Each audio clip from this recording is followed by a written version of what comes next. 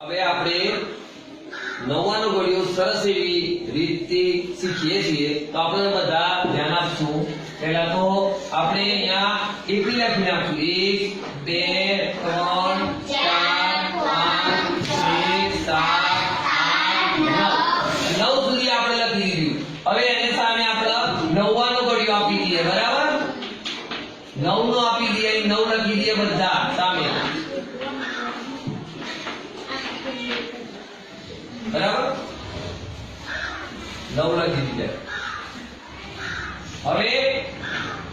હવે ધ્યાન આપજો પૂરેપૂરું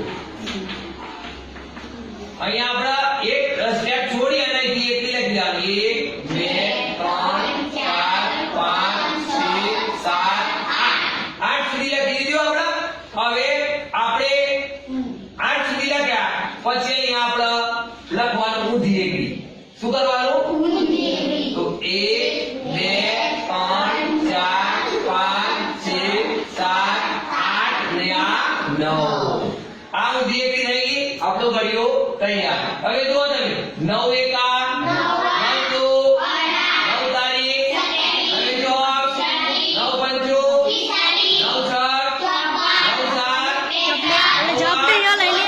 9 નવે આપણો ઘડિયો